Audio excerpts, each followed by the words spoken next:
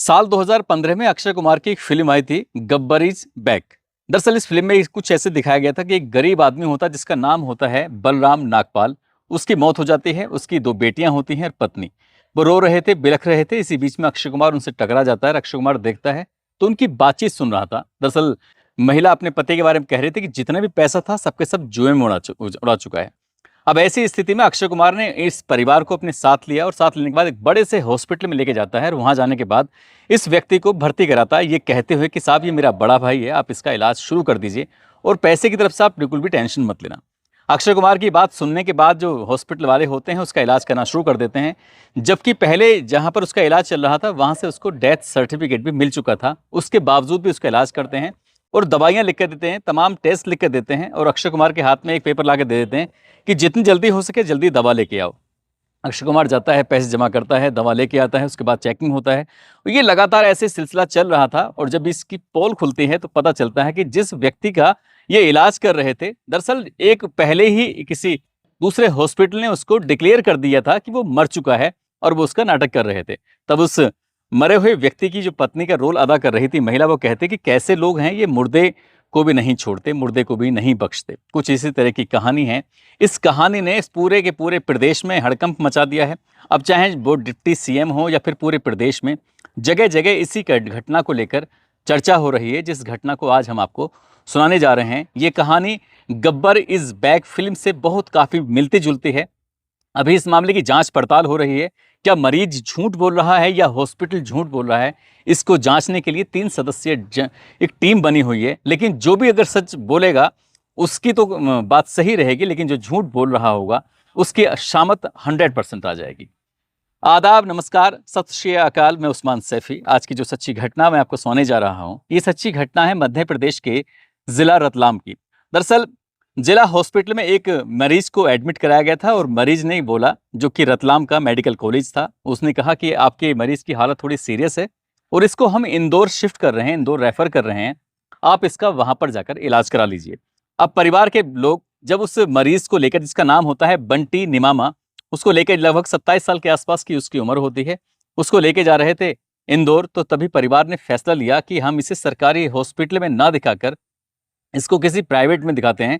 अगर इसको कुछ हो गया तो परिवार का कैसे भरण पोषण होगा, और ये बड़ी जिम्मेदारी जो निभाता है इसकी पत्नी है और बाकी पूरा परिवार जो इसके ऊपर टिका हुआ है। बंटी निमामा को लेकर वो सीधे नजदीकी एक हॉस्पिटल होता है जिसका नाम होता है जीडी हॉस्पिटल, यानी कि गीता देवी हॉस्पिटल, उसको वहां लेके जाते हैं। वहां ले जाने के बाद उसको एडमिट करा देते हैं। अब जैसे ही इस व्यक्ति को एडमिट कराया जाता है तो वो ना बोल रहा है ना बातचीत कर रहा है, लेकिन सांसें उसकी जरूर चल रही थी। और जैसे ही परिवार के लोगों ने उसको एडमिट कराया तो डॉक्टर ने देखते ही उसको कहा कि इसकी हालत बहुत ज़्यादा सीरियस है, हालत बहुत ख़राब है इसकी, और ये कोमा में है, इसकी रीढ़ की हड्डी टूट चुकी है, इसलिए आपको कुछ पैसे जमा करने होंगे, जाकर काउंटर पे पैसे जमा कर दीजिए और कुछ और पैसे का इंतजाम कर लीजिए, क्योंकि इसमें इलाज में कुछ ज़्यादा पैसा खर्च हो सकता है। परिवार में जैसे ही ये बात सुनी, खासकर उसकी पत्नी लक्ष्मी ने ये बात सुनी, तो लक्ष्मी ने अब अपनी ननद हो या फिर परिवार के बाकी लोग हों, हर किसी के पास जा जाकर कहा कि भैया की आपके भाई की तबीयत ज़्यादा ख़राब है, उसको वो उनकी रीढ़ की हड्डी टूट चुकी है, वो कोमा में हैं, पता नहीं कभी होश में आएंगे नहीं आएंगे, उनके इलाज कराना है, अब जितनी भी मदद हो सके मदद कर दीजिए। परिवार के लोगों ने आपस में ही रिश्तेदारों से, आसपास के लोगों से चंदा इकट्ठा करना शुरू कर दिया। लगभग 1 लाख रुपए के आसपास तो रुपए जमा कर लिए। साथ ही जो ज्वेलरी घर पर रखी हुई थी वो ज्वेलरी का भी इंतजाम कर लिया, कहीं ऐन वक्त पर उसको बेचने की जरूरत ना महसूस हो जाए। अब यहाँ से वो पैसे वैसे लेकर, ज्वेलरी लेकर, वो महिला तो इधर आती है, उधर जो इनका जो पति होता है उसके सिटी स्कैन, दवाइयों का, ये सब एक बड़े तेजी से मामला चल रहा था। जैसे जैसे गब्बर इज बैक फिल्म में अक्षय कुमार के साथ वो सीन चल रहा था कि मरे हुए व्यक्ति का इलाज चल रहा था, कुछ ऐसे ही सीन चल रहा है। घर वाले दौड़ रहे हैं, भाग रहे हैं, इंतजार कर रहे थे। उधर जो ये बंटी निमामा है उसको होश आ जाता है, और जैसे ही बंटी निमामा को होश आता है उसके बाद उसके सामने थी एक नर्स, और नर्स ने उसको देखा, उसने नर्स को देखा, आंखों ही आंखों में इशारा किया कि मुझे किसी से मिलना है। जैसे नर्स ने पूछा कि किससे मिलना है, क्या बात, क्या परिवार से मिलना चाहते हो, क्या डॉक्टर से मिलना चाहते हो, नर्स इस तरह की बात कर रही थी। उसने इशारा दिया, जब परिवार का नाम लिया, पत्नी का नाम लिया कि पत्नी, क्या अपनी पत्नी से मिलना चाहते हो, उसने गर्दन हिलाई कि हाँ मैं अपनी पत्नी से मिलना चाहता हूँ, क्योंकि वो बोलने की स्थिति में नहीं था, बात करने की स्थिति में नहीं था। लेकिन पत्नी को ना बुलाकर एक डॉक्टर को बुला लिया जाता है और जैसे ही डॉक्टर को बुला के लाया जाता है, डॉक्टर से पूछता है कि क्या बात है, क्यों इतना शोर मचा रहे हो, क्यों इतना चिल्ला रहे हो। वो आईसीयू में भर्ती था और जैसे ही उसने हिलने की कोशिश की तो ये सीधा हाथ भी बंधा हुआ, उसका ये जो लेफ्ट हैंड था वो भी उसका बंधा हुआ, उसका राइट पैर भी बंधा हुआ और लेफ्ट पैर भी उसका बंधा हुआ, यानी कि पूरा हाथ पैर उसको बांध के रखा हुआ था आईसीयू के अंदर। जो उस पे स्ट्रेचर था, बेड था, उस पर लेटा हुआ था, वो हिलने की स्थिति में नहीं था। अब धीरे धीरे जैसे वक्त आगे बढ़ रहा है, वैसे वैसे उसके होश की आने की जो तादाद थी वो भी बढ़ रही थी। अब वो गुस्से में आ जाता है, जैसे विरोध करना शुरू करता है तो इसी बीच में 4 या 5 लोग आते हैं जो हॉस्पिटल के ही अटेंडेंट थे या जो भी हॉस्पिटल में काम करने वाले थे। उन्होंने उसको पीटना शुरू कर दिया, उसको लगातार पीट रहे थे और वो विरोध कर रहा था। लेकिन परिवार के लोग उधर ही, कोई सीटी स्कैन के लिए जा रहा है, कोई दवाई के लिए घूम रहा है, कोई इंतजार कर रहा है। घर वाले, परिवार वालों के सदस्य की भी अच्छी खासी भीड़ लगी हुई थी। लेकिन वो मरीज था कि अपने परिवार वालों से मिलने के लिए, खासकर पत्नी से मिलने के लिए, बातचीत करने के लिए कोशिश कर रहा था, क्योंकि उसको कई घंटे के बाद होश आया था। पहले वो जिला अस्पताल में भर्ती था, अब वो गीता देवी हॉस्पिटल में एडमिट था। अब समझ नहीं पा रहा था कि वो करे तो क्या करे।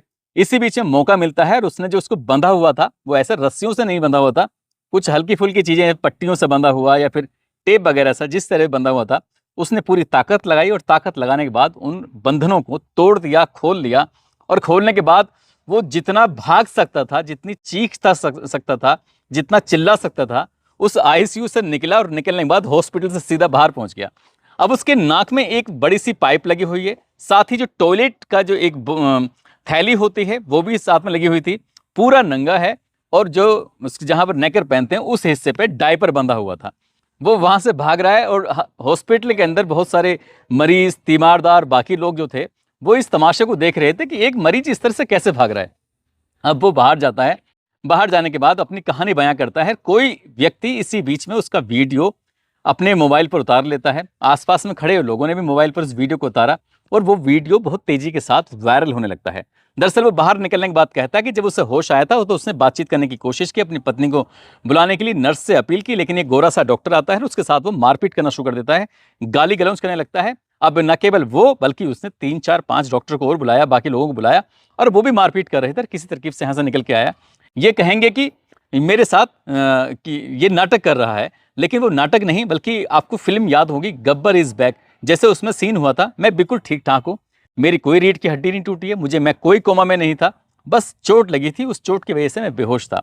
इस तरह की जो कहानी सुनाई जाती है, वो कहानी सोशल मीडिया पर वीडियो के रूप में वायरल हो जाती है। इतनी वायरल होती है कि अब हर जगह पूरे प्रदेश भर में इस हॉस्पिटल की और इस मरीज की चर्चा होनी शुरू हो जाती है। मामला उप मुख्यमंत्री तक पहुंचता है और उप मुख्यमंत्री ने जिले के यानी कि एसएसपी डीएम से बात की और बात करने के बाद कहा कि ये मामला क्या है जो सोशल मीडिया पर इस कदर वायरल हो रहा है, इसमें दिखवाइए क्या मामला है।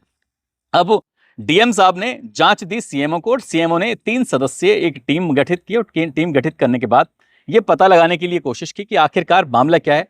उसमें लगे हुए सीसीटीवी कैमरे के आधार पर जांच करिए, एक एक पहलू की जांच करिए, जो भी दोषी होगा उसे किसी भी कीमत पर बख्शा नहीं जाएगा। अब मीडिया वालों ने जैसे ही इस खबर को पकड़ा, उसके बाद फिर ये मैनेजर जो था इसका हॉस्पिटल का, उसके पास जाते हैं, उससे जाकर कहते हैं कि भाई क्या मामला है। तो वो ये तो स्वीकार कर लेता है कि हमने उसको बंधक बनाया हुआ था। लेकिन ये भी बड़े आश्चर्य की बात है, किसी भी हॉस्पिटल के अंदर जब कोई मरीज को आईसीयू में भर्ती कराया जाता है तो उसको बंधक कभी नहीं बनाया जाता।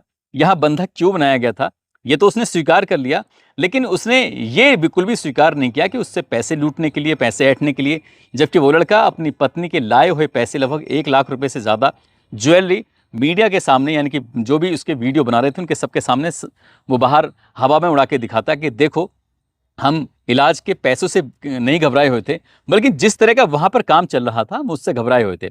उसके बाद पत्नी उसको अपने एक टेम्पो में पकड़ती है, टेम्पो से उठाकर फिर सीधा घर लेके जाती है और उसका इलाज वगैरह फिर बंद हो जाता है। दरअसल उस लड़के के साथ हुआ क्या था कि 2 मार्च 2025 की बात है। एक रतलाम जिले में थाना लगता है दीनदयाल थाना, उसी के एक क्षेत्र में राजेश डिंडोर और साथ ही दिलीप सिंगाड़, इनका आपस में झगड़ा हो जाता है, मारपीट हो जाती है। दोनों तरफ से लाठी, डंडे वगैरह ये सब निकल के आ जाते हैं और इनमें आपस में जब मारपीट होती है तो मारपीट के दौरान कई लोग घायल हो जाते हैं और इसी में ही था बंटी निमामा, जी भी घायल हो जाता है। इसको उपचार के लिए जो नज़दीकी हॉस्पिटल था वहाँ पे भर्ती कराया जाता है। उसके बाद फिर इसे जिला अस्पताल लेके जाया जाता है और इस मामले में जो ये दीनदयाल थाना जो होता है इसमें एक एफआईआर दर्ज करता है और लगभग 10 लोगों के विरुद्ध एफआईआर दर्ज की जाती है। बंटी निमामा भी उसी में आरोपी था जो इसमें लड़ाई झगड़ा कर रहे थे, लेकिन उसके सर में जब डंडा लग चुका था तो उसकी वजह से वो बेहोश हो गया था और बेहोश होने की वजह से उसका इलाज चल रहा था, लेकिन कई घंटे बीत जाते हैं, उसको होश नहीं आ रहा था। जब उसको होश आया तो एक प्राइवेट हॉस्पिटल में उसके साथ कुछ इस तरह का षड्यंत्र रचा जा चुका था।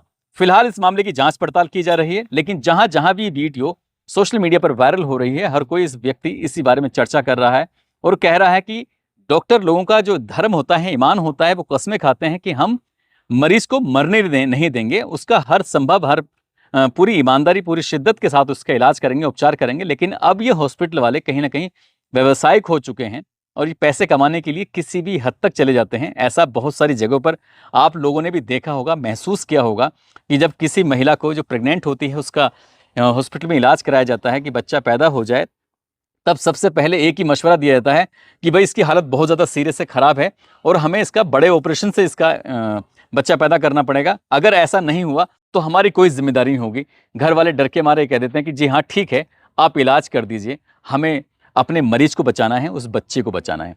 दोस्तों, इस पूरे घटनाक्रम को सुनाने का उद्देश्य किसी को परेशान करना नहीं है, किसी का दिल दुखाना नहीं है, बल्कि आपको जागरूक करना है, आपको सचेत करना है, आपको बताना है, चाहे वो डॉक्टर हो या मरीज हो, इन दोनों में से जो भी ईमानदार होगा सच होगा। हालांकि प्रशासन अगर इसमें बाकी ईमानदारी से जांच करे तो हॉस्पिटल की शायद गलती ज़्यादा निकल के सामने आएगी, क्योंकि जिस तरह से उसने पूर्ण सबके सामने, मीडिया के सामने या वीडियो बन रही थी तब उसने सबूत दिए थे, उससे लग रहा था कि मरीज झूठ नहीं बोल रहा था। दोस्तों, जाते जाते एटा के रहने वाले दुर्गेश वर्मा हैं, मेरठ के रहने वाले नदीम सैफी हैं, आज इनका जन्मदिन है। दुर्वेश शर्मा और नदीम सैफी को जन्मदिन की हार्दिक शुभकामनाएं, बहुत बहुत मुबारकबाद। कुछ लोगों ने नाम लेने की अपील की है, जिसमें राकेश चौधरी हैं, गुल मोहम्मद खान है, प्रदीप निषाद, मोनू सोनी, आंचल झा, तरुण कुणाल, भारती सोनी, मनोज मंडल पंजाब से हैं, मुनफेद खान, बासु शर्मा, रीना सिंह, हसन अली, प्रेमपाल, आसिफ मलिक, राजवीर सिंह, योगेश गुज्जर, केशव कुमार, सुमित कुमार, भीम सिंह, बादल गौतम। आप सब लोग अपना ख्याल रखें, सुरक्षित रहें। जय हिंद, जय भारत।